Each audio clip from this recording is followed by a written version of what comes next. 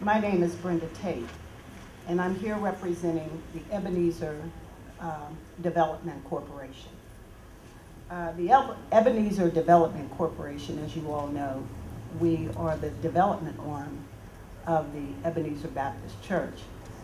The Ebenezer Senior High Rise stands as a monument to that. I'm here representing that. And also, before I get started, for the media purpose, the ministers and the One Hill CBA are on one foot. That's right. I want it to be known that there is no infighting in the Hill. And you can see that. It's been demonstrated here. So when you come back tomorrow, whatever you print, make sure that we all agree that we do not want or can we support any plan for the arena unless there is a CBA signed and everybody is on the same foot. I'd also like to speak to, as a resident of the Hill District for over 50 years, I may not look like it. However, I was one of those young girls that sat in the classroom and watched my classmates disappear because they were being misplaced. And I didn't know what was going on. When they moved, and my main memory is of the plaster and the mortar and the bricks that I smelled as a kid going to school. I don't want to see that happen again. I don't want to have to pass a melody tent that used to sit on the parking lot up there and wasn't allowed to go in and had to peep up under it and look at it. I'm the resident that have to get to my house on the days of the games, and if I'm below the civic arena down there, I have to take a route clean around the area to get to my house. So this is why I'm here today. I'm here to let everybody know that we in this community will not stand by anymore. That's right. Last week, we talked to one of the elders in this group, Miss Alma Fox. Miss Alma Fox talked about years ago when that U.S. Steel building was being built and how they came down and they protest and how they went into the rooms of the powers to be to do the same thing we're doing here today, and how they were told, just say yes to everything they asked for. That's all they did. And when they walked out the door, they thumbed their nose at it. We don't want that to happen today, because the good spirit, in September, we were told the spirit, the good spirit of this whole thing involving the city, the county, and the Penguins, and the One Hill CBA, we will all be together in that room. But it has not happened. Thank you.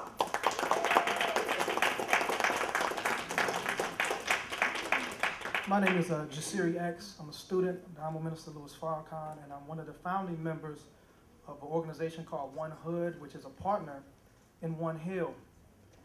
The concern, and for the past, actually, I just recently moved. The concerns that we have in One Hood is the lack of respect that is given to community groups that have came together to organize for the betterment of not just themselves, but for the whole, those that could not be here and speak on behalf of that community. When you look at the word respect, at the root of it means to look again. And many have talked about the past and what happened previously with the displacement of the people in the arena. So it would be foolish of a community to just enter into a process again without having a legally binding structure. What I'm saying is, I'm asking you again to delay the vote until the signing of a community benefits agreement. I'm asking the city planning to sign on behalf of the common citizens that are trying to live every day, pay taxes every day, and just want to see an improvement to their community, and instead of big business coming in to make multi-million dollars in corporations. When I look at this process, and it's called the master plan, it's interesting to me because the master always believes that he has the best interests of the slaves. The master believes that by just listening to a concern and having a meeting just to hear that that was a favor enough for a slave. I mean, how could these unlearned people possibly understand all the legalese and all the design and architectural issues? I mean, we haven't built the best arena in the country. How could we understand? But unfortunately, we're the ones that have to live with the consequences while those designers go and live wherever they live. What we're saying today is we're not slaves, but we are free-thinking individuals. And as free-thinking individuals, we've come together. And, you know, I'm sure when the designer came in, they had a contract that's legally binding, and he agreed to do services, and they agreed to pay him for his services. Why the disrespect when community comes together and say all we want is to say good faith after 50 years of disrespect? So we're saying, look again, that isn't it, I mean, put yourself in our shoes. Isn't that the godly thing to do?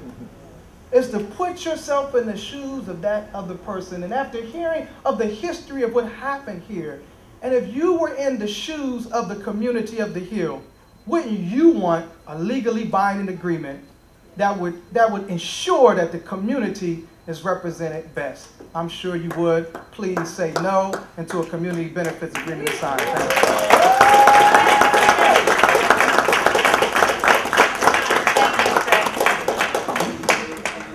I'm concerned that it's like 2 minutes to 5 and that you won't have time to complete statement.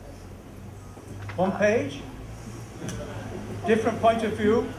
Each person's one page is taken probably 5 to 10 minutes. This is one page, this is less than 1 minute. Excuse me, sir. 1 second, please. Commission members? No, I see a line going back to the wall. Is everybody that's standing up here someone who chooses to speak, intends to speak? So, I mean, we can take one if you want to, or we can cut it off and just move on. I'm sorry, what? Well, I know we already stated at the outset that we were only going to go until 5 o'clock. You all choose to just go ahead and cut it now? Okay. As we stated at the beginning of the public hearing, at 5 o'clock, we have other people that have other concerns, so we're not going to have a quorum. And so we're going to cut it off now. Why do you need a quorum? Sir, this is the process that we follow, that we've been following. It's a public process. We have commission members. This is as much concern as you have. It's also something that everybody seated at this table. Are you paying me any attention, or you're not? Because I won't bother. Thank you. Okay. Thank you. You're welcome to come back. We apologize to everyone. Yes, Mr. Redwood? Does that mean the vote will be postponed because the hearing has not been completed? Yes. Not only, let me make a couple of statements.